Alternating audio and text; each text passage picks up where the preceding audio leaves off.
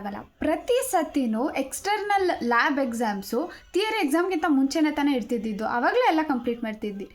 ಈ ಸತಿ ಯಾಕೆ ಥಿಯರಿ ಎಕ್ಸಾಮ್ ಆದಮೇಲೆ external exams ಇಟ್ಟಿದ್ದೀರಾ?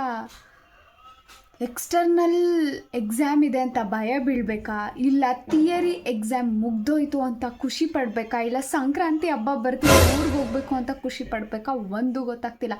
Theory exam ಮುಗಿತಪ್ಪ relax ಆಗೋಣ ಅನ್ನೋಷ್ಟರಲ್ಲಿ ಲ್ಯಾಬ್ ಎಕ್ಸ್ಟರ್ನಲ್ ಎಕ್ಸಾಮ್. ಮುಂಚೆನೇ ಮುಗಿಸಿದಿದ್ರೆ ಇವಾಗ ತಲೆನೋವೇ ಇರ್ತಾ ಇರಲಿಲ್ಲ.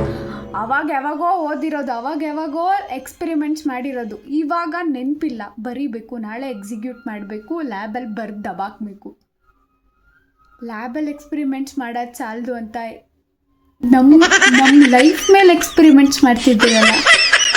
ಅಯ್ಯೋ ನಾನು ಸತ್ತೋಯ್ತೀನಿ ಕಣಣ್ಣ, ಅಣ್ಣ ನನ್ನ ಕೈಲಿ ಆಯ್ತಾ ಇಲ್ಲ, ಅಯ್ಯೋ ಅಣ್ಣ ನಾನು ಸತ್ತೋದಂಗೆ ಆಗೋಯ್ತಾ ಇದ್ದೀನಿ.